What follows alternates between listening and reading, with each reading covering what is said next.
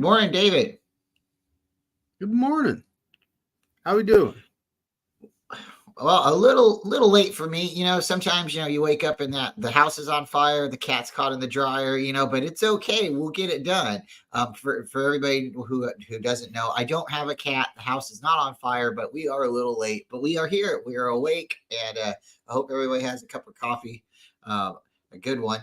And if YTC is listening, YTC, your cup is coming. I have it right here. I do. So have no fear. It will be in the mail.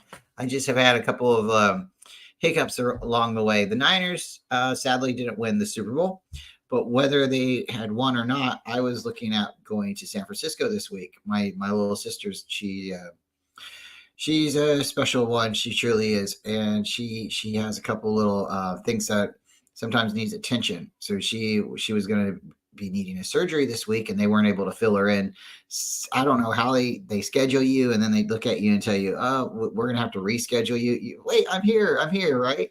So she came home, and over the last couple of days, she wasn't feeling good, and it's just one thing. So they rushed her back over to the hospital, and then took her to San Francisco, and so I might be going to Frisco today or in the next couple of days. David, look out for the pictures because I will definitely be supporting my 49ers, and win or lose, I'm still a fan because that's who I am. And yes, I like my eggs green. Yes, I do.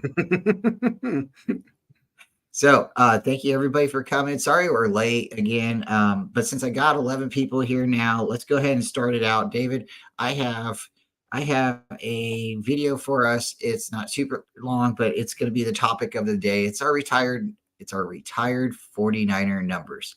And we know just because a number is retired, it doesn't mean it's solidified. It won't ever be war again, but there's privileges and there's requests that have to be asked and given before certain numbers can come out of the closet, right? Or the, whatever you want to call it, the bat cave, right? So we've only got a couple numbers that's been retired, but we do have a lot, really actually a lot more than some teams. So it does make it a little hard when you're out there on training camp or practice, and there's only so many numbers that can go around and be worn. So sometimes, I don't understand why they don't just, last name on your helmet, front and back. I mean, why do you need a number for camp? I don't know, but I don't know. So that's my thoughts, David. But let's get into this real quick. We'll show everybody without any longer. Here we go.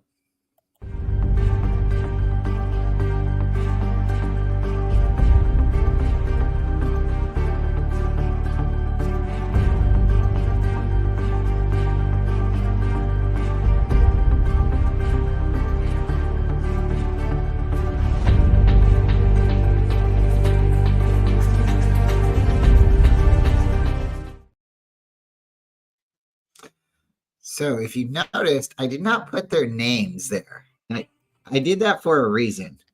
I did it for a reason because one, if you don't know if you don't know their name, then you have to stick around. If you know their name, hey, we'd still like you to stick around a little bit because we're gonna get into it. There's been a couple of names, faces that you should recognize, and maybe there's a couple that you don't. So, David, let's get into the chat real quick. Let's tell everybody hello. How are you doing? Actually, last night was we had a pretty long stream last night, and I appreciate you sticking with us and sticking with me. Man, you are a good friend. Gotta tell you, it's a new format. I really liked what happened versus what we've done in the past. Not that I like my people's folks. I like everyone we bring on, but we're trying new formats. We want to be just better. Improve. That's the goal, right? That's the goal. So if you haven't watched last night's show, please watch last night's show and tell Brian a comment, telling him what you think of it. Because the only thing you can do is you can go up, right? Well, you can go down, right? But we don't want to go down. We want to grow up. We want to get better. Every day you can learn something new, and that's what we want to try to do. So thank you so much again. CarCast, great guy. Check out his channel, folks. Damian Lee Hey, we will have Damian Lee on here soon again. Damian Lee's very smart, very faithful, and maybe faithful is not the right word to be saying right now, because not necessarily it's an insult, but some people really are taking heed and taking faithful to a whole different level. And on my cup says faithful, and it says believe. Okay. And that's Mine because just I'm not says going to mine stop. says that, and kind of shameless self promotion. There's the David McNiner. Yeah. But Damien is a true 49er fan. He lives in Dallas, or lives in Texas. I mean, like how if you say you're a Niner fan in Texas, I mean, like you almost get another star next to your name. Well, no, not a star. That's not right. You get another point, right? You get like, I always go off the gold stars from kindergarten, right? But no, you do. You got a little bit more street credit when you're in enemy territory like that. He's walking distance from Cowboy Stadium, folks. So I mean, like when you are repping another team, like that, and you're that close, it's one of those things. We got Bebop coming in. We got Bebop back around. Bebop's very insightful, fun, energetic, and he's also a great guy in the chat and good friend. John Jay, the 49ers Ultimate Report, check him out. He's a great guy as well. Not everybody's a great guy, I got to be honest, but John's a good guy. And good, great, and he's got a good channel too, so check it out. We got E. Kim in the house. If you know about E. Kim, then Kim's around. He's everywhere as well. He's a true faithful, and I believe he's from Chicago. And I'd love to have him on the show when he gets a chance to. We'll just have to reach out and get you in when your scheduling is appropriate. But appreciate you for tuning in. We got Steve-O coming through. And then I don't have it hooked up yet. I gotta get it the right way. But you know how Pterodon does his mom or his wife comes in, and shout out to oh my gosh, Real Talk Niner Talk. They do it as well. So when Tony comes in, I got the link. Tony has done it again. Okay, so look for that. It's gonna be dropping soon. We gotta keep copyright. We gotta get it where it's trimmed just right. All right. So we got media coming through. Thank you, media. Niner Tiger. Good morning. I like that one. Okay. So thank you again. So David, we got a couple players that have retired numbers, and I'm wearing one. Can you tell me another player off the top of your head that number is retired? John Brody. Oh yeah. So I think we have a total of 3 quarterbacks retired. We have Steve Young, John Brody, and Joe Montana. And I got to tell you, those are 3 good quarterbacks. And some people, they don't know about John Brody. And I think you should look him up. You should go take a look because he was a staple for the 49ers. I believe he was drafted in the 50s, the late 50s, and he played on our team until the mid 70s. He was that guy that, he was, if San Francisco was ever a blue collar city, I don't know if you can really truly label him that, but Mr. John Brody is a blue collar guy. He is one of those guys that, he's a guy, he is a man's man, right? And he played in the era of football where it wasn't the easiest to play quarterback. We went up against the Cowboys 3 times, and that's where our rivalry with the Cowboys begins. So, David, we have a couple other guys, and I'm going to pull up the list so we can all run through it. But the retired 49er players is our topic for today. And let's see. Isn't there 12? We have 1, 2, 3, 4. I believe you're right. There's 12. 1, 2, 3, 4, 5, 6, 7, 8, 9, 10, 11, 12. You are correct. Okay, so we're going to start from the top, folks, and then we'll run through the picture one more time so you can see it. Steve Young, John Brody, Joe Montana. Those are our 3 quarterbacks. Joe Perry, Jimmy Johnson, Hugh McNiner, Ronnie Lott, Charlie Kruger, Leo Nominelli. I can't say his name very well as well. You Bob said St. it. Clair, and Jerry Rice and Dwight Clark. So we have 3 quarterbacks, a fullback, a cornerback / wide receiver. Jimmy Johnson played both positions. A running back, Ronnie Lott was a safety and a cornerback.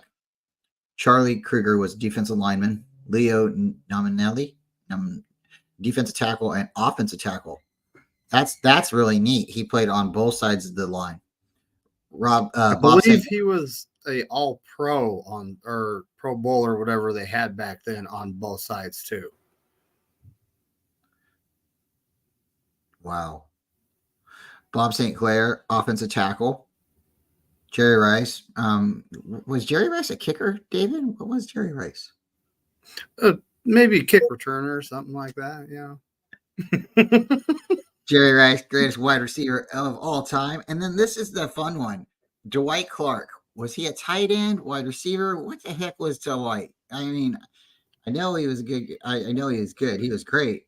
But sometimes you see it's I think he always gets pushed into the tight end category. Maybe it was his speed. I don't know necessarily what it was, but he's a wide receiver.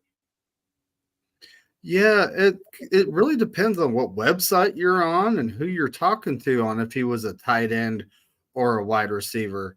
There were plays that were designed for him to play the tight end position, but he was actually a wide receiver, folks.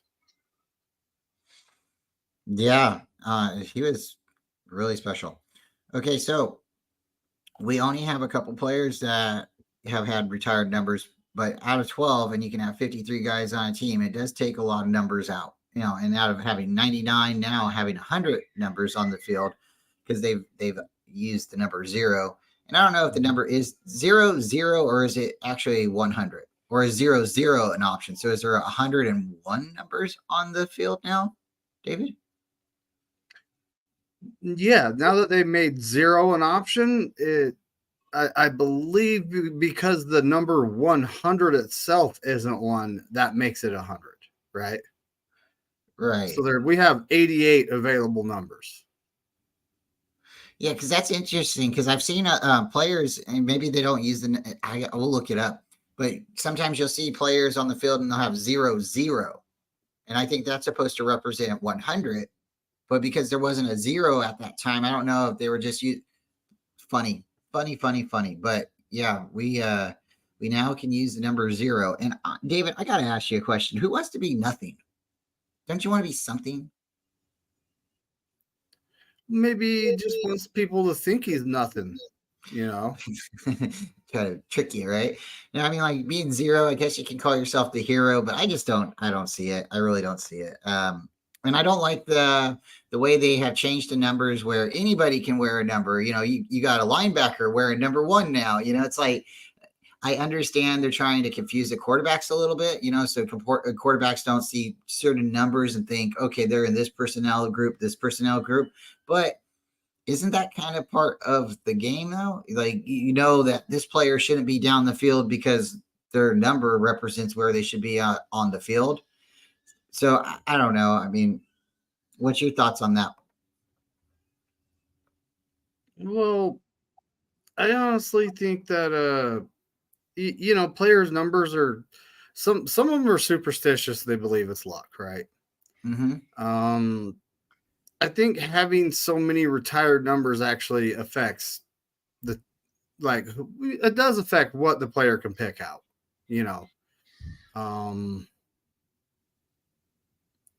I don't know. I mean, do you think it affects the mindset of the player? Him not being able to pick his number, 14 or no, 14 is not retired. It's number 12 because that was John Brody. 12, 16, and 8, right? I just see it's like, like I know a lot of kids when they're younger, they play baseball or they play football or they play at the same time if they're lucky enough, or they go through high school and maybe they played multiple sports and that's their number. They got to play with that number. And then they get to college and they get to still have that number. But when they get into the pros, they're not necessarily that player that they thought they were. And they're now a different position. And that position, or maybe somebody else has that number. So then you have to change. So does the number necessarily make you the player? Or does it really affect you at all? Like if they don't have a number on you, aren't you still the same person? But it does. Some people, it really does truly affect them. We've seen it with some people's careers. Like they wear one number and then they're horrible. Like Michael Jordan. And I know it's not a football show, Corey Davis. So it's not a basketball show. It's a football show. But shout out Corey. But Michael Jordan, when he retired, he came back into the league. He wore a different jersey number, and I don't think he had the best career in that jersey number. And he went back to his other number, but I don't think it was because of his stats necessarily. I think it was his dad passing, if I was correct. I think his dad wanted him to wear that number. 45. Yeah. I don't think because that was his dad's baseball number, I believe, wasn't it? So Yes. I just don't see it. Like, I'm not that guy. Like, if you see a black cat across the street, I'm not walking away, but I maybe want to keep my eye out. I'm not the guy that wants to walk down the street and think, oh man, the sky is raining and the gray clouds only over me. But for me, when you get into the jersey numbers and they say anybody can wear any position number, then why didn't they do that from the start? Why did they change it and say, okay, well, these players need to have these numbers and these players need to have these numbers? Is it all cosmetic? Like when you see a defensive lineman running through and he's got 99 on it and now he's got number 2 on it. I mean, like, it's a big guy with, I don't know. I mean, David, I don't know if numbers really matter at all. They say stats don't matter. And I know that's a big argument right there for itself, but if a player in their mind thinks this number is lucky for them, okay. Maybe we need to get more into mental health a little bit. And I mean, I know there's been players, Jerry Rice, for example, he would get into his uniform and he'd run around in the locker room a little bit. And if it didn't feel right, he'd take it back off and put it back on. But that wasn't a number thing. That was him being comfortable in his uniform. I don't know. Doesn't seem to matter really in hockey so much, right? They only have like really primarily one number on their back. So some players are superstitious and that's why they want their number. Some players, it means something to them, right? Like, like Michael Jordan, it was his dad's baseball number, that's just an example. Some players, it's just the number they've had their whole life. Yeah. So really it doesn't mean anything to that guy other than I've had this for so long. But there's, in a sense, it's just a number, like before they let all the, everyone have whatever they want, everyone had a category of numbers they could pick from. Right. Mm-hmm. And that the number on the field defined what position you played: offensive line, defensive line, linebackers, safeties, or defensive backs, and running backs. And it defined, what position group you were in. Now it's like, you don't know, and back when the NFL did that, they did cause kind of an uproar when they said, oh, we'll just, it's a free for all. Anyone can have anything. All kinds of people had the jersey of their player. Now their player's changing the number. So it's like, okay, NFL, did you actually do that just to, say, all right, the players can do whatever they want? Or did you do that to sell more jerseys? See? Yeah, that's a good point. And not only is it a good point, it's an interesting one because with the jerseys, they say, okay, to the player, you can change your number, but if you have such and such amount of jerseys, you have to buy the overhead. You have to buy all these jerseys that at one time said this number and that you don't no longer wear. So would you still really want to change that number? How much does number 2 really mean to you? And, so the NFL is making their money they're making their money one way or the other. And then it's getting Mm-hmm. to a point where if another player, and it's always been like this, David, if I want that number 3 and you got that number 3, we can race and we can see who's the fastest and we can, put it up to that. Or if you really don't want to, I can pay you for the number, and you're like, well, I got a good price. Well, what's your price? Everybody's got a price. So we've seen that before where players are like, I want my number. And they do what they got to do. They make backyard handshakes or whatever they need to do. I think it's interesting if you look at like how the stats were, they don't have primarily some stats for statistics, like the sacks weren't counted in the past. And then they get to a certain point where, oh, we're going to start counting that. Why? Because primarily one player or two players on a team was doing it and they wanted the credit, right? Or somehow somebody said this player needs the credit. They deserve to be, highlighted for this, right? We have these great defenses, but really it was truly this player who was the game wrecker, right? So by them saying, okay, well, so and so player number 25 or 85 out there holding, now they can record it and say this player did it. This player was the one who had the sack. This player was the one who had the fumble. And now it comes down to when you go to contracts, you can say, these are my stats. These are everything. It's not an overall thing. Like, I'm a good player. I'm worth it. You can see my body of work. No, now it's been recorded. So I think it is interesting. I think the NFL, again, how we were talking earlier, they're making it harder on themselves by rearranging the numbers. Now you got to look, is Tabor Pepper wearing the right number? Is he supposed to be down the field during the block right now? Because we've seen it before in the past where he's gotten a penalty because he was too far down the field during the punting process. So again, you got wide receivers wearing number 2. You got wide receivers wearing 89. I understand that, but now you have corners wearing number 2 and you have them wearing 30. Now you have kickers wearing 49. Kickers, wide receivers, quarterbacks, they were all low numbers, right? The highest a quarterback could get up to was, I think, number 22. David, I think you're right. I think they're just trying to sell some jerseys and they're trying to appease some of these younger college kids because right now it's not about go do your best. It's about, I showed up. Where's my participation trophy? I showed up. I don't want to practice as long as I showed up. I don't want to do this. I don't want to do this. And it kind of truly stems back to maybe around the, who's our, Lamar, who's the Raiders quarterback? Russell, Jamal. I'm trying to think of his first name. The Raiders quarterback number 2, who they give the DVD to and said, how do you think the plays look? And what do you think of the play scheme and what we're going to do this weekend? And he's, oh man, I like it. And then they looked down and said, there was nothing on the tape. There's nothing on the disc. That's the kind of mentality that we're drafting players because they have this unbelievable athletic ability. No one ever else can, this is the best. This is the sky.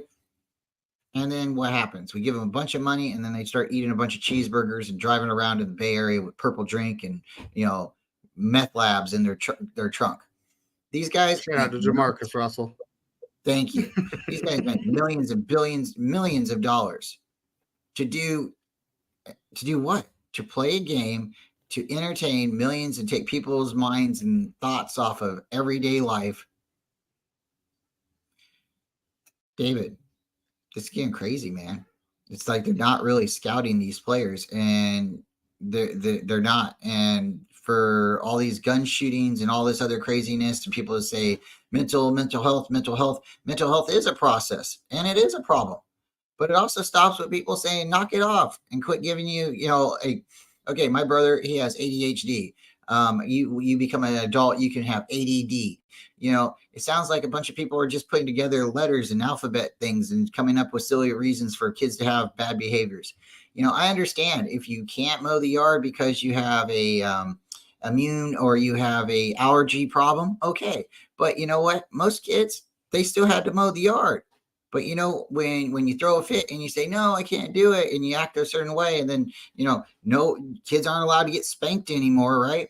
not for beating your kid, but I am for telling you, if you don't stop a problem at the beginning and you allow bad behavior to continue, then this is what our society has got to. So sooner or later, we do have to pull the Band-Aid off, and we have to stop giving people participation trophies for showing up.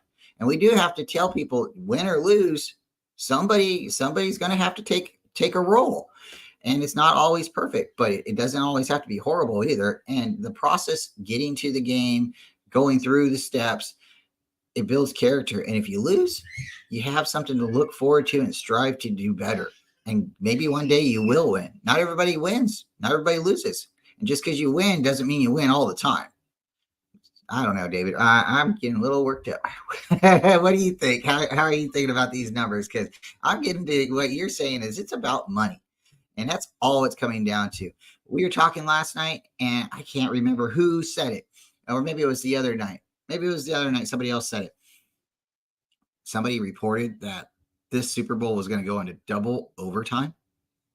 Double overtime? Last night.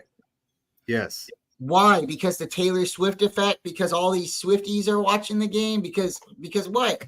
I mean, it does not make any sense to me that Super Bowl was watched more than Super Bowls in the past, when you have all these different ways of streaming, all these different ways to pirate the game now. And I know I had two televisions on. We were watching two televisions at my house, but I had a lot of people at my house. They weren't watching the game at their house. So again, how many TVs on national were, and I don't know, David, this is, I think it's getting scripted, and I think the script is being exposed more and more. Why are we the bring up that comment so people know where to actually go look for that? I'm sorry, what's that? The 49er media, the comment he just did, bring that up so people actually know who did it and where to go look. Thank you, media. There it is, folks. That's crazy. That is totally crazy. And if you don't think this Super Bowl was rigged or conspiracy, or there was any kind of inkling on maybe it being swayed one way, why are the 49ers projected to be back in the Super Bowl next year? Vegas is already predicting that we're going to win the Super Bowl next year. Are they just trying to get us to go and spend our money and waste a bunch of money and get our hopes up and everything? No, it's because we have a really good team. And we have a really good opportunity to get right back there. And either the NFC is that bad or we're that good, David.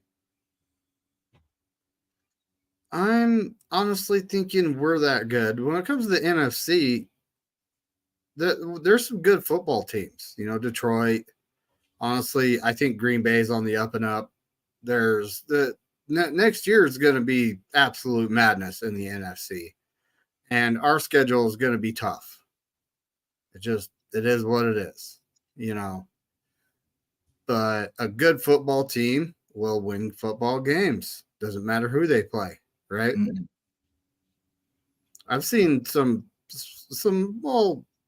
tweets and posts about Kyle, about Jed York telling Kyle, look, either hire an offensive coordinator so you don't have so much on your plate, or this, or it's. I don't think that's going to happen. Jed York hired Kyle and John to run the team, and he stepped back, and I don't think things are going to change anytime soon. I really know a lot of people are upset that Wilkes got let go, but I really, really, truly, and I think I've asked you this, and I'm going to ask you again, win or lose the Super Bowl, what does your heart say about Steve Wilkes' tenure with the 49ers? Before you answer, I don't want to sway you, but I'm going to tell you, I think win or lose this Super Bowl, the 49ers were going to part ways with Wilkes. I honestly think that's true because, there was a disconnect between Wilkes and Shanahan, and that showed earlier in the season. Like during the Minnesota Vikings game when he kind of threw him under the bus about calling a zero blitz. Okay, Kyle, why didn't you call a timeout? If it was a bad play call, why don't you call a timeout and say, hey, man, we can't be giving up anything right here. And but seemed like over the course of the season, their relationship was rocky. Win or lose, I don't think Wilkes was going to be around. He's not the scapegoat, folks. No, he's not a scapegoat because one, you have to be under siege or under fire. It was said on another show, Kyle isn't having to scapegoat anybody. He's not going anywhere. He's not in trouble. He's not going to be fired. They already signed him. They already were okay with swallowing it if we lost the Super Bowl. Our owner was already saying how happy he was that we got here and how hard it is to get here. And David, I did this with Tony last night. Folks, if you're watching, spirit fingers, magic fingers, right? 2017, we didn't have a quarterback until maybe the middle of the year, right? Brian Hoyer, the Destroyer, CJ Beathard, right? Didn't have a quarterback. Then we got Jimmy with the last 5 games or 7 games, but he didn't start until like 5 games left, right? Mm-hmm. Then we go ahead. 2018, Jimmy gets hurt. No quarterback. 2019, what happens? Healthy Jimmy all the way to the Super Bowl. That's an NFC championship, right? 2020, no quarterback. Jimmy gets hurt. No NFC championship. 2021, NFC championship. 2022, NFC championship. 2023, NFC championship. And a Super Bowl. So in 7 years, 7 years, folks. I don't think that's a bad career as a head coach. I mean, you want to go to the playoffs every year, but the only years he hasn't went to the playoffs, he can justify them. He truly can justify them. Even some of those years we went to the playoffs, we had injuries. Well, Kyle, he gets us to the NFC Championship game, but he needs to learn how to get us over the top of the hill. He's getting stuck, and sometimes you just gotta have a winch. You gotta see the tree to put the metal rope around to pull yourself up. But he really needs to get us over the hump. He needs to win that Super Bowl. Being relevant is okay and everything, and for some organizations, it would be the best thing that happened to them, right? Yeah, but we're the 49ers. We're the 49ers, Team over here. This that's team right. Here, the team up over there. We're the 49ers. We bring home hardware. And we haven't done it in a long time. So 7 years, Kyle's been here. The first 2 years I'm not going to count as a Super Bowl window because we were building at that point. But from 2019 up, I am going to count that. That's a long Super Bowl window to not get it done, man. It really is. And next year, we're going to have the core of the team coming back. And but David, let's get into that, right? 2019, how'd you lose the Super Bowl? On an overthrown pass, maybe a holding call that didn't happen. Okay. Mm-hmm. That we can't really blame Kyle. We can say he didn't run the ball, right? But they did stack the box. We did have our quarterback who had an opportunity. There was 2 passes. There was the pass where he closed his eyes and threw it, and then there was the pass he overthrew our wide receiver. So again, that could be blamed on Kyle, right? And I'm not trying to give Kyle an excuse here. But then let's go to 2021. Dropped interception. Is that Kyle's fault? 2022. Get all the way to the NFC Championship game. Lose 2 quarterbacks. We still score a touchdown and silence that crowd. We kept it close with no quarterback. I don't know if we can really blame that on Kyle. 2023, when he stopped running the ball, again, you can kind of say, hey, he stopped running the ball. But this year's defense give up less points than any of the other defenses. This year's defense, he did have to take the playbook a little bit away from Steve Wilkes. I don't know. I mean, I seen him make adjustments. Maybe it wasn't fast enough, but what are your thoughts? And we can go right from the start. So I know he didn't get him done, but he got close. And sure, it's close as no cigar, but he got close enough to smell it, right? He's been close enough to smell it twice. You know, um, it just it comes a certain point in time where it's like, what Kyle needs to look in the mirror and say, what do I got to do to get this team over the hump, to get them over the top of the hill? And at this point, the defense, I honestly I didn't see a problem with them. The games that we lost, the offense didn't score enough, and that's just how it is, right? But when it comes to James Richard Garoppolo, how you beat him, you stack the box, you stop the run, you make him throw the ball. People knew how to beat us back then. Now it's how you beat us is you blitz and you get that free runner coming at Purdy. And what can he do if you're not giving him 2.5 to 3 seconds in the pocket? He can't do much at all. No one's going to get open. But I look at that like that's an offensive line problem, And then I got looking at everything. It's like, who actually calls the offensive line protections here? Is it Purdy? Or is it the center? Because typically it's the center, right? Yeah, I thought it was the center. At least it was when we had Jimmy. That's why. Who was the sweaty guy? Was it Weston Richburg who was the sweaty guy? Well, he got hurt. He wasn't around for long. Was Kilgore the sweaty guy? Ben Garland. That guy was the guy we had for the playoff run in 2019. And then who's that guy? Alex Mack, right? Was it Alex? Am I even saying the right name?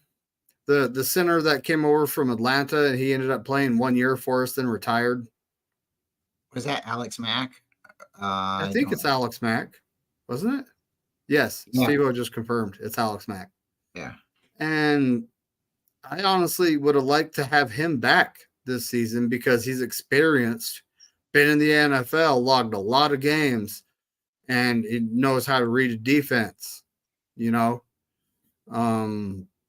Jake Brendel, I don't think he's the answer. He's a serviceable backup, but I don't think he's the answer for starting center in Kyle's offense.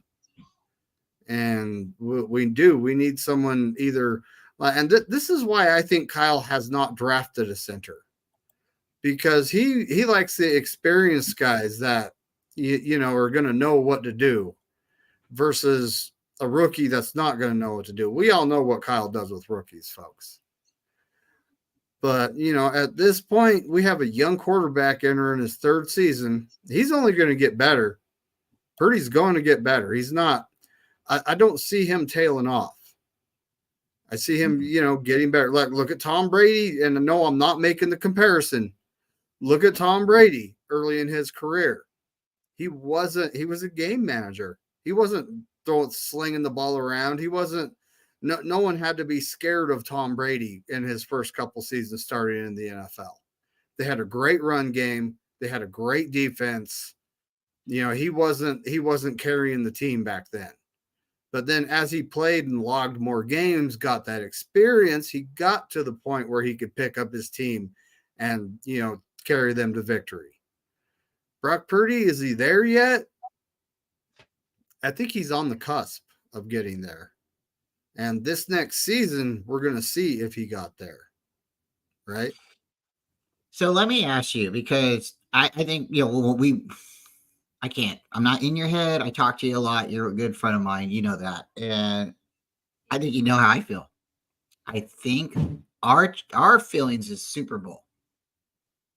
I think the organization is okay with making money. And I think as long as they see they're making money getting to the NFC Championship game or a Super Bowl, they like the Super Bowl. They'd like to win it. Sure, everybody would like to win, right? But I don't see that urge, that push from the ownership. Like we know what Eddie DeBartolo did, right? We know he fired Seifert. We know he fired Bill Walsh. He hired him the next day, but he fired him, right? Where is Jed? Like, I'm not saying Jed grow up here, but I am saying, Jed, what are you doing, man? You're talking about how great Brock Purdy is and everything. Like, I would love to hear that, after you tell me he won the Super Bowl. A week, like right now, that would be a great story to hear. There's nothing on right now. There's no news. You guys are watching us. That's great. We appreciate it. But that would be awesome to hear Jed York's press conference on how great Brock is right now. Not a week before the Super Bowl, when they started flying planes over Santa Clara saying fire the owner. I know that stung. I know that made he wasn't happy. It was free advertising. Everybody saying we are not happy here in Santa Clara, and he couldn't stop it. So if that's what it's going to take is the 49er fans to get together and let's fly another plane over Levi's. Let's do it. Let's get us a Super Bowl, because it was asked here by Sentinel, and it's kind of, this is what I'm getting at. How many times can we get to the championship and be relevant and lose? Now, I'm not saying fire Kyle. That's not what I'm saying. And I don't have the idea to replace him or where to go. But Kyle, if you get to the championship game next year, the Super Bowl, and you lose, at what point are you going to say, I need help? Or what are you going to do? Because I'm not saying look yourself in the mirror and have like an ego death or anything like that. I'm saying go figure it out. If you need your dad on the sidelines with you, hire your dad. Hire Bill Belichick. It's okay that you need help. We all need help at sometimes. And maybe you don't need help, but you need somebody. It does. It appears that you need somebody other than yourself right now to help you get this done, because whatever you said to the players, they believe in you. Whatever you've done with Jed, he believes in you. The fans believe in you, but it does. It hurts. I was hurt when we lost the Super Bowl, David. I know you were hurt. I don't want to. I don't want to like not get to the Super Bowl again. If we lose, I'm gonna have to take that. I get it. That's part of winning and losing. But it's been an ugly feeling, man. It really has. And these last couple of years, like you said, we haven't got it done, and we haven't got it done in some weird ways. So is the next time we don't get it done, is it going to be because, our center snaps it out of the end zone like Peyton Manning happened? Is it going to be because our running back fumbles like Roger Craig did? Or are you going to miss an extra point like Jake Moody? And that's going to be how many different things, intangibles, the ball doesn't bounce the right way for us. It didn't how many times this Super Bowl. So I think luck does have a lot to do with it. But I think, again, where is the organization right now going to say, we are going to win the Super Bowl at all cost? And I think we've been asking it for a while. Back in 2017, I was saying, go get Tom Brady, go get Aaron Rodgers. Let's get this done. We get Tom Brady wannabe, right? And I'm not putting Jimmy G down. He got me fooled. I bought 3 jerseys. Don't regret it, but now in hindsight, he was not the future, and that's why you don't do that, folks. You go and get a personalized jersey. But David, what do you expect would happen if he does get to the Super Bowl next year and lose? At this point, he is kind of Andy Reid of the Philadelphia Eagles, and I don't want to hold on to him because I'm afraid we can't get anyone better. But what do you think? What's your thoughts, man?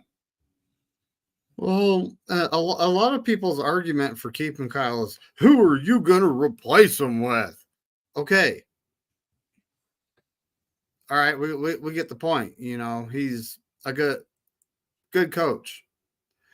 But I honestly think that we let a perfectly good candidate for replacement leave, and he's with the Houston Texans right now. I really like DeMeco Ryans that much. Mike McDaniels down in Miami, not necessarily so much. I like DeMeco Ryans more.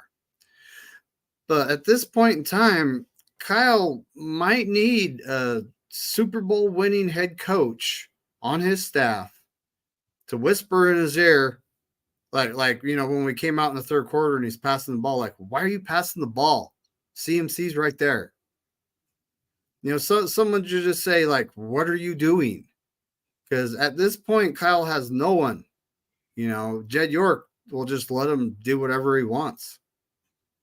And that's what Kyle needs. He needs someone to say, what are you doing? I'm honestly wishing his dad could get on his headset during the game and go, Kyle, are you forgetting who this team is? or he needs a bird on his shoulder, or he needs someone in his ear to tell him, do not outsmart yourself. Because like during the Green Bay Packer game, passing the ball 39 times, that's not what this team's built to do. They draft offensive linemen because they can run block and then try to teach them to pass protect, right? Yeah, because we can't get somebody who can do both. It's too hard, or they're too much of a premium player. And then if we do get that person, we can't play them that year, David, because we have to redshirt them because we wear red shirts, and that's the only thing that makes sense, right? You draft a player to sit him on the bench. This, David, you are on it, and I think we have to get somebody who is a head coach who has hardware, who isn't somebody like Steve Wilkes, who's been fired from multiple jobs. I'm not saying Steve Wilkes is a bad candidate, but you don't go and hire people that you think you're better than. Okay. When you do that, you're not building a good company. You are not putting, if I was to hire somebody, I would hire somebody like you because I believe you're intelligent. Hey, let's be honest, you could be more intelligent than me in many different ways. I might be able to hold my own on some comic book talks with you, but when you're talking about, doing something on a mill or grinding something or making a machine part, I'm going to have to step back and watch because you have that information. You have the knowledge. David, Kyle hasn't won a Super Bowl. Go get somebody who has. Yes, someone that's been there and knows what it takes, even in tough games. The Patriots, they had that comeback against Kyle. Bill Belichick's available. Is he willing to take a defensive coordinator job? Who knows? There's only one way to find out. Kyle, you actually talk to him. Give him a ring. Find out. It's one of those things. Like, I would have brought Fangio back, right? I would have brought him back 2 seasons ago. I would have brought him back 3 seasons ago, right? I wouldn't have let him go. I wouldn't have let him go. I would have had Fangio this entire time, but they went and they said, no, we want to do this. We don't have the personnel. Okay. But when Fangio was here, we had Buckner and Armstead, right? Well, we still have Armstead, and we're not running the same defense that we were. So you're telling me players can't adapt, or they don't know how to do it, or we just, okay, fine. But I thought Fangio ran a hybrid. I thought he could go. I thought the dude he's smart enough to be a head coach. He's landed in places where maybe it didn't work out for him, but he's really good as a defensive coach. The Eagles went and picked him up again. They picked him up real quick. I don't know. I mean, I'm like, Fangio had leadership abilities. There's something about him. Maybe Kyle didn't want to be challenged. Maybe Kyle didn't want that, but at this point, it seems like, Kyle, you need that, dude. You need an older brother. And that's where you're at, man. And maybe you don't, but I don't think it would hurt. And honestly, David, if you won the Super Bowl, right, but you had to ask for help, does it really matter? In 10 years, is anybody really going to say anything? I mean, if they do, does it really matter? You're the one with the ring, right? They're not the one with the ring. They can't take it away from you. I know we had this with Corey. We've talked about this a long time, and I know people don't like it, but I'd rather win a Super Bowl this year, and I don't care about next year or the year after that, because I'm still living with this championship. I'm not sitting back saying, man, it would be nice. I wish I had a puppy. I don't want a puppy. I want a Super Bowl trophy. And guess what? The only way it can happen is if this team does it. And I'm not rooting for anybody else. I'm not. But I see this. Kyle, if you're listening and you need somebody extra on your staff, me and David are available. I'm just saying, we can come and be like, I don't know, emotional support people. We can come in. I mean, I don't know. I mean, I'd be a water boy. I don't care. Pay me the right way. I'd probably do it for free. But Kyle, I think you need help. And it's not a bad thing. And I don't think it's anything to be embarrassed of.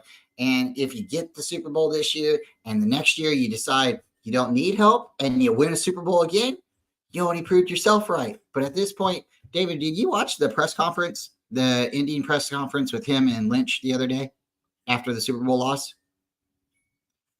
If you You haven't watched know, it, if you haven't watched it, I watched some of it, go and go you to the know, end. it's my heart's broke. My heart was broken. I couldn't listen. You know, it was like, So just go to the end, get all the way to the end of it, and maybe rewind maybe a minute. okay, They start asking him questions and start going at him, and he starts talking. Kyle does, and he got defensive a little bit, and I feel for them. Like, that's my coach, my TO voice. He is having a problem winning the Super Bowl, and the narrative about him winning the Super Bowl is true right now. But to say the 49ers can't win a Super Bowl, that's false. To say that he won't ever win a Super Bowl, well, I mean, at this point it's been proven, but yeah, it hasn't been proven not to happen yet either, right? And that's kind of what he's getting at. But to say that he can't ever win a Super Bowl, or to say that the 49ers can't ever win a Super Bowl together or separate, is false. It just is what it is. I mean, you got to look at, again, his record. He's gotten this close, and you can't tell me that they're okay with getting just this close. I do believe, and I don't want to contradict what I was saying earlier, I do believe ownership is okay with the amount of money that's coming in. And I think once ownership sees a Super Bowl come in, they're not going to be okay with an NFC championship game. I think that's the well, difference. Super that's the Bowl, thing. Yorks are business people. yeah. And it's like, do you realize the amount of revenue? You win the Super Bowl, how many fans are going to go out and buy merchandise and, you know, the Super Bowl champs hats and shirts and, you know, the flags? And there's so much more merchandise they can sell. But the Yorks are business people. When they first got the team, they're just business people. They're not into sports. They're not a football owner. And it took them a long time to learn some harsh lessons to get to the point where we're at right now. A very long time. And you know, right now they have no rings. Ed DeBartolo Jr. I believe he owned the team for about the same amount of time as they did at this point. Maybe they've owned it longer now. And he has five. He's got one for every finger. He had to have a thumb ring made for one of his hands. You know, it's like, and honestly, who is Ed DeBartolo Jr. to the Yorks? He's family. Family. You want to learn what you need to do there, Jed? Give him a ring. Talk to Uncle Eddie. Well, I know that's been thrown out there in the past, and Jed wants to win it, and his uncle wants to let him kind of do it on his own. But I kind of feel like you gotta ask your uncle, like, hey man, like, maybe you could be in the background a little bit, maybe shadow me a little bit, or maybe honestly, maybe they don't get along or something. Because if I was Eddie DeBartolo, I could not stand what I don't think I would be able to take what the team's doing right now or accept it. When you fire your head coach who won 3 Super Bowls, or had won 2 Super Bowls, come on. Then you fire another Super Bowl coach who won 2 Super Bowls the day after, after he lost the championship game to the Dallas Yeah. Cowboys, who was your competitor. I mean, like, at this point, the Chiefs are our competitor. We don't have the Eagles. We don't have anybody in the NFC right now that is on our level. Some of the AFC teams can really take it to us because of their play scheming.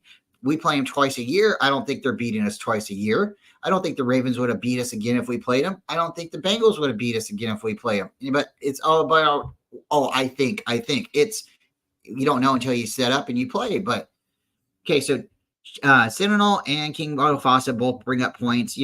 Kyle doesn't want Bill around because if he was around and he messes up, then the fans are going to start chanting, Kyle. No, they're going to start chanting, Bill, Bill, Bill, right? And Kyle don't want to hear. I don't want to hear that. But what does Kyle want to hear? You can't get it done. If you go back and you watch the press conference, and this is kind of my point, he shoves that chair out of the way. And our good boy, John Lynch, he makes that move. He goes and fixes the chair all president-like, and, politician, political, right? Makes it look right. Settles everything down. Because Kyle did. He got up. He was sensitive. He walked away from, hey, the Niners can win the Super Bowl. They can. to say they can't. It's happened before, and every game is 50-50. We are not the Buffalo Bills, and if we turn into the Buffalo Bills, at least we've been to 4 Super Bowls in a row, but we haven't been to 4 in a row. There's been some gaps in between that time. So Greg comes in, and the Chiefs are built to win the playoffs. Regular season is important, but playoffs are the real deal. I'm so sorry about the girls in the background. So the Chiefs right now were a bad team during the offseason. The Raiders, the offseason, this regular season, the Raiders beat them. There was a couple games that they lost, and it wasn't like they were the same Chiefs. We kept saying Chiefs don't have anybody, but they get into the playoffs, and they were there. They were there before Patrick Mahomes, right? Who was their quarterback? Alex Smith, who had some playoff experience with the 49ers, comes to a not readily built team, but the Chiefs weren't bad before Andy Reid got there. The Chiefs had made noise. They were always in the mix. Yeah, 8-8 team, one of those teams very close. They had Tony Gonzalez, they had Priest Holmes. They've always been, somewhat of a contender against Denver or the Raiders, the Chargers, the AFC West. Every year, that's a really dominant division. Any one of those teams can really truly come ahead. So you have the Chiefs, and they get into the playoffs. They know how to win in the playoffs. And it's really funny. They had no penalty calls in the Super Bowl. Not one penalty call, not one holding call. I'm so sorry. But they were the most held team in regular season. Yeah, that's kind of crazy how that worked out. If you watch the replay of the game, folks, you will see them holding on every drive. There was one I was looking at, like Fred Warner was blitzing up the middle, and the guy outright tackled him and pushed him down. Now, okay, that's holding. There was many times where the Chiefs had a hold of jersey and were pulling on it. Okay, ref, where's the flag here? And it's just crazy. We can't let the refs decide the outcome of the game. We have to beat them, and like early in the game when our defense was on fire, we needed to put up more points than we did. We need to put the heat on Patrick Mahomes, so he's trying to force balls into double coverage so our defensive backs can get more interceptions, stuff like that. As the game kept going and we were letting them stay in it, and this is, Kyle, again, you got to score points, buddy. Letting them stay in it, it's like, what did he expect to happen? Then overtime came and decided to receive the ball. This is something that has come up in many questions. And, many arguments have been made about that. So our defense just was on the field for a 2-minute drive. They're starting to wear out, but at the same time, they're not, dead to the world. They're still there.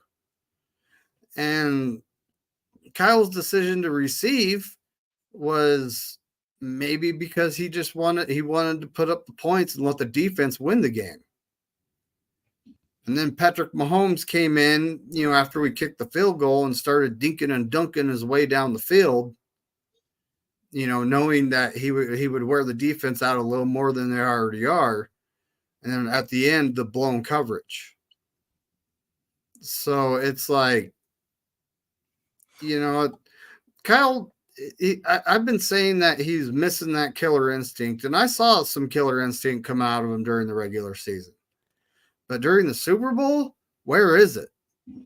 At the end of the game, okay, we got to kick a field goal and force overtime. But on 3rd and 4, you're not going to go for it. Or 4th and 4, you're not going to go for it.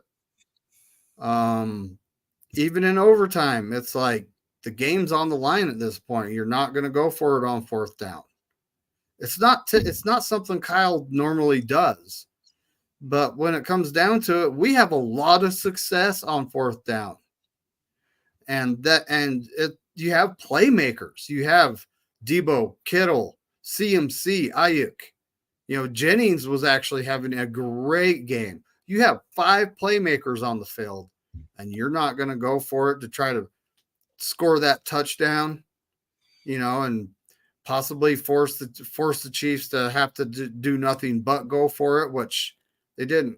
I mean, they did. They went forward on fourth down, and apparently we weren't prepared for Patrick Mahomes to run the ball. A couple times. Every time he ran, it was like 4th and 1. He got us on, I want to say 2 or 3 times, and both of them were for about 20 yards a clip. So I don't understand it either. I know overtime rules kind of have changed, and it's not kind of have changed. And for a coach who's been in 2 overtime Super Bowls, the only overtime Super Bowls ever recorded, it's a little weird, right? You should kind of have a strategic a strategy when, especially the narrative is you play chess, not checkers. I'm a chess player. I don't play checkers. I don't play Chinese checkers. I don't play regular checkers. I ain't into crowning nobody. I like playing chess. And when you play chess, you have to think of your moves ahead of time because you can't just, you got to have a plan. And I think Shanahan had a plan and something happened. You made a good point. It's 3rd and 4. It's not 3rd and goal. It's 3rd and 4. Run the ball. Run the ball. I mean, you could get it at 2 yards and 2nd and 4th and 2. You could have got the first down and had 4 more tries. There was 2 minutes, a little bit under 2 minutes left. You could have. I mean, come on. The reason we are in that predicament was because Jake Moody. Hey, people want to shoot him down. They want to say whatever. It almost was strategically a good idea, and I don't think they did it on purpose, but it almost come out perfect that he missed that extra point because if he would have made it, the Chiefs would have scored a touchdown and we wouldn't have went into overtime. The Chiefs decided we're going to go into overtime. We think we can beat them. The moment that they thought they could beat us is when the muffed punt happened. The muffed punt happened. They just showed Patrick Mahomes on the sideline sitting there all upset, looking out into the sky. He was going to lose the 2nd Super Bowl. Then that muffed punt happened, and then they go and score a touchdown real quick, right? They score, boom. We get the ball, and now what? We're behind. We are behind. We went 3 and out in the 3rd quarter, and that just didn't help us. We got away from running the ball. We didn't even show that we were trying to run the ball. Our linemen went down. Our Debo went down. Our Kittle went out, and we're out there, and Jennings comes alive. We can't get the ball to BA. We only got BA 2-3 targets in the game, and it was not enough. But that was because they weren't respecting us because they were running right through us. They knew almost every play CMC was going to do. We put Mitchell in. Mitchell was doing a little bit better, in my opinion. Maybe it's because he's a little bit bigger. Maybe he just runs a little differently. I think we should have had a little bit more of a mix in there. But you got away from 3rd and 4 where you could have ran the ball, and then you kicked the field goal. Hey, cool, kick a field goal, but it's in overtime, and you give Patrick Mahomes 2 minutes left. Now what do I need to do? I have to just go down and score a touchdown. Don't need a field goal, just need to score a touchdown. So now if I go and throw the ball down the field, I could get a PEI, balls real quick down the field, not so many seconds off the clock, boom, now I'm close to the red zone. No, we get a 4th and 1. Niners are going to stop, but we give up containment to the quarterback. And is it because our linebacker went out and he tore his Achilles on the sidelines? Burks didn't do bad, but he didn't do great. And when we seen our linebacker come out, Greenlaw come out, Mahomes started running. And when Greenlaw went out, that's when Kelsey came alive. Greenlaw was doing a fantastic job on Kelsey all game long. Then he went out and Burks just couldn't cover Kelsey. Man. Of course, we do have those 2 rookie linebackers who actually have good sideline to sideline speed, but they're rookies. Kyle's not going to give them a chance. And we made sure that they were wearing red shirts in the Super Bowl. The Super Bowl, we were wearing white, so they weren't going to be on the field anyways. It's one of those things. You got rookies, and there are players and positions that you could use maybe in case of an injury, but you want to go after linebackers or not just linebackers, veteran players. We called a veteran who was on a cruise ship instead of believing in our rookies. He wasn't even on level ground. He was dry land. He was on a boat. And we said, oh, don't worry. Stay on the boat. When we get to the Super Bowl, we'll call you and you can come and play. And sure, he played a couple games before the Super Bowl. But you guys get what I'm saying. we're not trusting our players because what, we're making bad decisions when we draft, or we think these veteran players because they've won a Super Bowl somewhere else is going to get it done here. I don't know, David, I don't think getting veteran players from other teams that's been let go is necessarily the right thing to do, because any player can win a Super Bowl. We had a quarterback on our team who had 2 Super Bowls. He's not going to be playing anywhere this year, I don't think. I think the Raiders are going to let him go. And it just comes down to it. Sometimes it doesn't matter your hardware. It matters, a little bit more about your talent and what you got. So people learn 7 different ways, seeing, hearing, visual, audio, hands-on. Sometimes you got to just be in there and you got to get in there. Magic school bus, don't be afraid to get messy, make mistakes, and it's that way where it is. If practice time right now in the league is where it is, how are we truly developing these players? We're not. We're not, unless they're doing these like secret ninja workouts and nobody knows about it. Is there like a huge basement underneath Levi Stadium where they have a whole training facility that we don't know about? Because if Cameron Cameron Latou, and I hope I'm wrong, and I really don't want to keep saying that, but if Cameron comes out and he's a good player, hey, more power to you. We all wanted a tight end. We all wanted another tight end to back up Kittle. But where was he? They redshirted him, or they made some kind of fake injury for him, or maybe there was really truly an injury. I don't want to, put the tinfoil hat on. If it's too early, it's too early. But I mean, I definitely, I got it ready. So I mean, we'll just leave it right there. But I won a Super Bowl, David, and I don't want Kyle fired, but we got to figure it out. And I think it starts from the top, and it's Jed. It's not anyone else. It's Jed. So Jed needs to go. If he needs to go in a dark room and have some weird spiritual trip, whatever he needs to do, he needs to come from within and find out, because this team was given to him, and it's not his, but he's in charge of it. So do what you got to do. Do what you got to do, man. And this isn't going to be a show where we always bash our ownership, and we're not bashing our ownership now. I don't feel like it. Me and you, I think we're having a healthy, constructive discussion. I just want to see our team do better.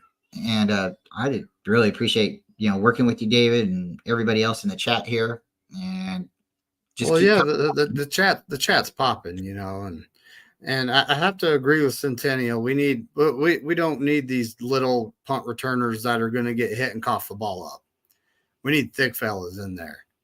Walter D actually said, what about the missed call? Which one are you referring to? The one where Fred Warner got tackled and held, or like there's many. I rewatched the game, and there's probably at least 8 or 9 holding penalties that did not get called.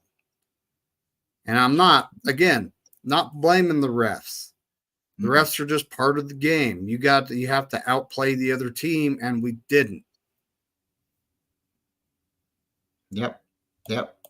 It's you gotta play what you are given. Steve-O brings up a point. Did anybody know Armstead tore his knee? I didn't know it until they had said it afterwards, but that's kind of one of those sad story, headlines, like, oh, well, did you know he also tore his knee? Maybe that's why they didn't win. I don't think that's why they didn't win, because Armstead played. I am not the biggest Armstead fan, and shout out Ty Austin. I know that's your guy. Armstead, he rocking the jersey. He's, I think, the only guy I know who has an Armstead jersey. I know there's others out there, but that's cool, right? I just know that I get upset when players aren't on the team or on the field when we need them. I've called Jimmy Ward Hospital Ward in the past because of his injuries, not because I don't like the guy, just it's upsetting that we keep having you on the team. You take up a roster spot and you're not on the field, right? It's not feasible to me. Like, we could be paying somebody something else. There should be some kind of where the salary cap is different, where if a player does get injured, they don't affect your salary cap. Like, that should come out, where you should still be able to, we had $15 million and this guy only played 1 snap. I mean, there should be some kind of I don't know, maybe lottery, or I don't know, a charity or something like that. I don't know. But when you have something like that happens and they take up that much of your cap, it is sad when you lose people. And I've always looked at it as he's a good run stopper, they say. and I have noticed the run suffer when he's not in there. But I just don't weigh it out. Like you're out so long, and then when you do come in, you're in here for a couple games, and it kind of fills up and it stops the bleeding. But then you leave, or the band-aid falls off, or you pick the scab or whatever, and you're bleeding again. So the plantar fasciitis, I made a joke about it again, and it's just a joke. It's kind of like, hokey pokey. You put one foot in, you put one foot out. It seems like it was traveling from one foot to the other foot. And again, it's jokes here, it's jokes, but it seems like the guy does have some problems with his feet. And when you're a big guy and you're having feet problems, That's I a don't big know. problem. Yeah, I don't know. And now you got a knee problem, and I don't know if it's a serious meniscus tear or Um, if it's Players in the NFL tear their meniscus all the time, and a lot of them, it's not a season ender. So he just rehabbed it and was playing on it. But yeah, he'll go in, he'll get a surgery, and he'll be back by probably training camp in July. When it comes to plantar fasciitis, here it goes, folks. You don't know this. My right foot, I have plantar fasciitis. But I'm not a big fella. I'm 5'9", somewhere around 180, 190, depending on how much cake I ate. But my right foot very occasionally flares up. I have inserts I put in my shoes. I can do a 15-mile hike, no problem. I've never had big time issues with it because I manage it. And I have these special inserts that are made for plantar fasciitis that are in my shoes. And, it never really flares up. Last week it flared up a little bit, and it was sore, but that's about the worst I have to deal with. But a guy that's 6'7", pushing 300 pounds, that's a different story. His flares up. He might not be able to walk on it because of how big he is. yeah. Yeah. Availability is your best availability. You could be the best player in the league, but if you're sitting on the bench or if you're sitting at home, I kind of don't really want to see you. I really don't. It's not that I don't like you. I don't hate you, but if you can't help us, you're hurting us. And it's about entertainment. It's about people's emotions. It's about family. It's about a lot of things. Football means a lot more to people than they realize, or to others that they realize. And we got there, guys. We got really close. I think we have an opportunity to get there again. I think we have an opportunity to get over the hump. I just think it depends on what pieces they fill in. So look forward to the upcoming episode, the 49ers missing key. We had fun with that episode last year, and look forward to coming back. Me and David will be on tomorrow. It'll be David and Bryant, the McNiner and Culp, however you say it. Just don't say we're ugly. And we'll be around next week. We will have hopefully Jason Hurley, 49ers cap, on, and we will start having a guest either on Saturdays or Sundays, and we'll be rotating. It'll either be the Saturday McNiner and Culp show or Sunday, and then we'll be doing the coffee talk on that opposite day. You'll always see both of us, hopefully. Hey, again, say prayers for the family. My sister needs them. Other family members out there as well. The Kansas City tragedy is horrible. Really don't understand how people can fathom hurting other people and make it or justify it in any way. There's other ways about going about doing something or saying something. If you need help, there's hotline numbers. If you want to do something for your community, there's ways of doing it. And sometimes the best reward is doing something and nobody noticing it, but you did a good job. And sometimes the biggest pat on the back is the one that's not given. But if you need a hug, there are people out there that are huggers. We can't hug you through the computer. We're not going to even try. That'd be weird. But if you need to come in, you need to talk, you need to drop, comment, you need to say hello, you need a friendly voice or somebody to say hello to, me and David are here. Every once in a while we do call-in shows. We'll drop the link here and there. But thank you so much for everyone coming. I'm going to end the show with our outro. It's kind of me and David's both of our outro because David gave me this idea. And I don't want to steal an idea and not give somebody credit for it. But some of the people that me and David have worked with over the year, these are some of the people that we want to say thank you to. And I'm going to end the show on that. But We also want to say like and subscribe to both me, David, and Corey Davis's channel. We will have more and more ideas. And I have a jersey that I want you to try to win. So you have to be subscribed to David and Corey and Bryant's channel. And we'll have a way where you can show us through email or some way where we screenshot it. And you can find me or David on Facebook or on Twitter. And then you can give us your information from there. But we have an official signed Kaepernick jersey. This is an authentic on the field jersey. It is a real deal Holyfield. So if you'd like an opportunity to win a Kaepernick jersey or an official signed jersey, and we're not going to give a different one away, but that's the official jersey we're giving away. It's in honor of me and David's channel and in memory of Corey, Laura Cat, of course, as well. But we can't combine everybody, of course. But the idea was Corey and David, me, you know, we've been working together for a while.